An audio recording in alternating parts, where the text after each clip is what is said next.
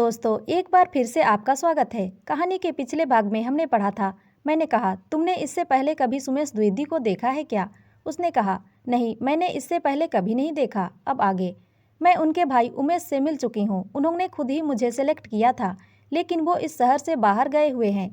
इसका फायदा उठाकर सुमेश ने मुझे नौकरी से निकाल दिया। लड़की को देखकर मेरा दिल का शैतान जाग उठा था। आज बारिश की इस ठंडी रात में मैं इस नीली आंखों वाली को पाना चाहता था। उसकी खूबसूरती मुझे उसके करीब खींच रही थी। इससे पहले भी कई लड़की के साथ मैं रात गुजार चुका हूँ। इस लड़की को पाने की हसरत मेरे मन में जाग उठी थी, लेकिन उसके चेहरे की मासूमियत थी जिससे मैं ज़बरदस्ती कुचलना नहीं चाहता था। मैं चाहता था कि वह मेरी बाहों में आ जाए और मुझसे मोहब्बत करे।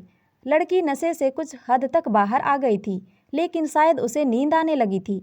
मैं उसे अपने कमरे में लेकर आ गया और उसे अपनी शर्ट दे दी और कहा, इसे पहन लो। उसकी जालीदार ड्रेस भीग चुकी थी। काफ़ी देर वो गीले कपड़े में थी। मेरी तरफ देखा, फिर वॉशरूम में जाकर कपड़े चेंज कर लिए और अब मेरे सामने आकर खड़ी हो गई। तो वह बस एक शर्ट में थी। मैं उसे सर से पाँव तक देख रहा था। लड़की लंबी चौड़ी एकदम मॉडल जैसी फिगर थी। ना जाने क्यों मैं इस लड़की को काम से बाहर निकाल दिया था। यह लड़की तो कयामत ढा सकती है। मेरे पास आकर कहा, मुझे बहुत तेज़ नींद आ रही है।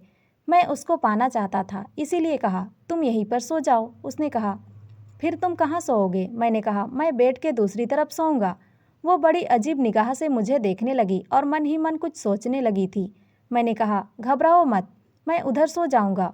वो चादर ओढ़कर लेट गई। मेरी नज़र उसकी ओर से हट ही नहीं रही थी। मैं उसके पास आकर कहा, श्वेता, तुम बहुत खूबसूरत हो। उसने कहा, खूबसूरती से कुछ नहीं होता, मैं सक्सेसफुल नहीं हूँ। ना जाने क्या क्या सपने देखकर इस शहर में आई थी और आज देखो, मेरे पास कुछ भी नहीं है।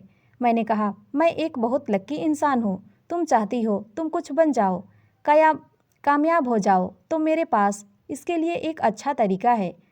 वह बहुत मासूमियत से मुझे देखने लगी और कही, क्या करना होगा मुझे? मैंने कहा, मैं बहुत लकी इंसान हूँ। अगर तुम मुझे किस करो तो शायद तुम्हारी किस्मत खुल जाए। मेरी तरफ टकटकी लगाकर देखने लगी, मानो उसे यकीन नहीं हो रहा था। कहा, ऐसा कैसे हो सकता है? मैंने तो कभी ऐसा नहीं सुना। मैंने कहा, यकीन नहीं आता तो आजमा कर देख लो। वह मेरी तरफ देखने लगी। अब मैं खुद पर काबू खोकर उसके ओंठों को चूमने लगा। धीरे धीरे उसकी सांसें तेज चलने लगी। वह मदहोश होने लगी। अब मैं उसके गालों और उसके गले को चूमने लगा और फिर धीरे धीरे उसके सीने को चूमने लगा। लेकिन अचानक लड़की घबरा गई और कहा, बस यहीं रुक जाओ। मैं उसकी ओर देखने लगा कि उसकी आंखें बंद हो गई और वह गहरी नींद में चली गई। मेरे सामने एक अप्सरा सी खूबसूरत लड़की लेटी हुई थी और वह भी गहरी नींद में चली गई। मेरी प्यास अधूरी रह गई, लेकिन मैंने सोचा कि मैं जब इससे पा नहीं लेता, मेरी कलेजे को ठंडक नहीं पहुंचेगी। और फिर मैं उसके जिस्म के कपड़े खोलकर अलग करने लगा। लेकिन तभी मेरी नज़र उसके सीने पर पड़ी तो मेरे पैरों तले से ज़मीन निकल गई। मैं बिल्कुल पसीने पसीने हो गया और मेरे आँखों से आंसू आ गए। मैं हर हाल में इस लड़की को पाना चाहता था, लेकिन एक पल में ही वह लड़की मुझे अपने आप से दूर जाती नज़र आई। लेकिन हर हाल में मुझे लड़की चाहिए थी। मेरे अंदर हवस का इस कदर सवार हो गया था, जिद इस कदर सवार हो गया था, घमंड ने इस तरह मुझे काबू कर लिया था। एक मासूम सोती लड़की के मैंने कपड़े उतार दिए और उसके जिस्म को छेड़ने लगा। मैं उससे पूरी तरीके से पा लेना चाहता था। मैं चाहता था कि लड़की मेरे वश में आ जाए और मैं उसे अपने प्यार में इस तरह डुबो दूं कि वो हमेशा के लिए मेरी हो जाए। पर उस लड़की की नींद ही नहीं खुली। मजबूरन मैंने उसे उसी हाल में छोड़ दिया। फिर क्या था, मुझे भी नींद आ गई और मैं भी सो गया। सुबह 6 बजे मेरी नींद खुली तो मेरी नज़र फिर से श्वेता पर चली गई। उसके मासूम चेहरे, मासूमियत मेरे दिल को छू रही थी। अचानक ही उसकी नींद खुल गई। नींद खुलते ही एक पल के लिए वह घबरा गई। उसने मुझे देखा, फिर अपने जिस्म को देखा। उसके जिस्म में कपड़े नहीं थे। वह जल्दी से उठी और शर्ट पहन ली। उसके बाद जल्दी से उठकर वॉशरूम चली गई। अपने जालीदार कपड़े पहनकर फिर से वापस आ गई। अब मेरी ओर बड़े गुस्से से देखने लगी। तुमने मेरे साथ रात में क्या किया? मैं उठ बैठा था। मैंने कहा, मैंने तुम्हारे साथ कुछ नहीं किया। उसने कहा, फिर मैं ऐसे हाल में कैसे आई? मैंने तुम्हें अच्छी तरीके से पहचान लिया है। ऐसी हरकत तुम ही कर सकते हो मिस्टर सुमेश द्विवेदी। उसका नशा उतर चुका था, शायद इसीलिए उसने मुझे पहचान लिया था। एक पल के लिए तो मेरी बोलती बंद हो गई और मैं उसकी ओर देखने लगा। वह लड़की अपना पर्स लेकर जाने लगी थी कि मैंने उसका हाथ पकड़ लिया। कहा, कहाँ जा रही हो? रुक जाओ। उसने मेरा हाथ छिड़क दिया और कहा, मैं तुमसे नफरत करती हूँ। मेरे दिल में कोई और है।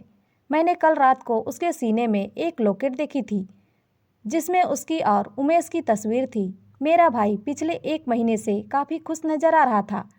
अभी शहर से जाने से पहले मुझसे कहा था, भैया मैं तुम्हें एक बहुत बड़ी खुशखबरी देने जा रहा हूँ, बस एक बार मैं काम से आ जाऊँ। मैंने कहा, कोई लड़की का चक्कर है क्या? तो वह शर्माने लगा और कहा, भैया मैं उससे आपको ज़रूर मिलवाऊंगा। हमारे आसपास हजारों लड़कियां मंडराती रहती हैं, पर अब तक मैं अपने लिए कोई खास नहीं चुन पाया। मेरे छोटे भाई उमेश को उसकी पसंद की लड़की भी मिल गई है। लगता है वो सीरियस है। लेकिन कल रात को जो कुछ भी हुआ, जिस तरह से श्वेता मेरी कार के सामने आकर टकराई, कोई इत्तेफाक नहीं हो सकता है। शायद किस्मत हम दोनों को मिलाना चाहता था। मेरा दिल श्वेता पर आ गया था और मैं उसे किसी हाल में उमेश का नहीं होने दे सकता। भले ही वह मेरा भाई है, श्वेता मेरी जिंदगी है। श्वेता सिर्फ मेरी है। मैंने कहा, श्वेता मैं तुम्हें बेहद पसंद करने लगा हूँ। तुम्हें वापस से कॉन्ट्रैक्ट मिल जाएगा। तुम्हारे करियर को मैं 4 चांद लगा दूंगा। बस तुम रुक जाओ। उसने कहा, मुझे तुम्हारी दया नहीं चाहिए। मैंने अपने बलबूते पर ही यह कॉन्ट्रैक्ट हासिल किया था और मैं तुम्हें अच्छे से जानती हूँ।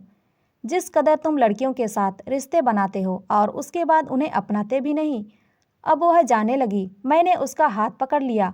वह अपने आप को छुड़ाने लगी थी। मैंने कहा, श्वेता मेरा यकीन करो, मैं तुमसे प्यार करने लगा हूँ। कल जो कुछ भी हुआ वह इत्तेफाक नहीं हो सकता। तुम्हारे साथ कल वक्त बिताकर मुझे एहसास हो चुका है कि मैं तुमसे प्यार करता हूँ। शादी कर लो मुझसे। वो मेरी तरफ टकटकी लगाकर देख रही थी, उसे जैसे मानो कुछ भी समझ में नहीं आ रहा था। मैंने कहा, प्लीज़। उसने कहा, मैं मन ही मन उमेश को पसंद करने लगी हूँ और शायद वह भी मुझे पसंद करता है। हालांकि मैं उसके दिल की बात नहीं जानती। मैंने कहा, उमेश किसी और लड़की को पसंद करता है, तुम्हें नहीं। यह सुनकर उसे झटका लगा। मुझे कहने लगी, तुम्हें कैसे पता? तो मैंने उससे कहा कि उसने मुझे बताया है, लेकिन मैं तुम्हें बहुत पसंद करता हूँ। श्वेता चुपचाप मेरे सामने खड़ी थी और मैं अपने आप को रोक ना सका और उसके करीब आ गया। उसके होठों को चूमने लगा। धीरे धीरे वो भी मदहोश होने लगी।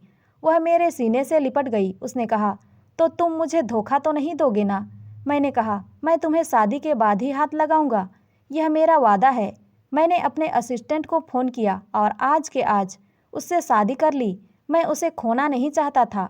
मेरा भाई काम से वापस आया तो मैंने उसे श्वेता से मिलवाया। उमेश का चेहरा बिल्कुल उतर गया था। उसे तो मानो यकीन नहीं हो रहा था कि जिस लड़की को वह चाहता था उसे मैंने शादी कर ली है। मैंने उमेश से कहा कि मैं श्वेता से मन ही मन बहुत पहले से प्यार करने लगा था, लेकिन फिर मैंने उसका इम्तिहान लिया जिसमें वह पास हो गई, इसीलिए मैंने उससे शादी कर ली। उमेश ने कुछ नहीं कहा। उसने श्वेता को ही अपनी भाभी के रूप में स्वीकार कर लिया। उन दोनों को कभी यह पता नहीं चला कि उन दोनों के प्यार को मैंने ही अलग कर दिया था। ना जाने श्वेता के अंदर ऐसी क्या खूबी थी कि मैं उसके पीछे यूं दीवाना हो गया था और इस दीवानेपन में उसे हासिल कर लिया। श्वेता एक अच्छी पत्नी साबित हुई और मेरी ज़िंदगी में खुशियाँ भर दी। तो दोस्तों, ये कहानी आपको कैसी लगी कमेंट में ज़रूर बताएं और अच्छी लगी हो तो लाइक शेयर और सब्सक्राइब ज़रूर करें। धन्यवाद।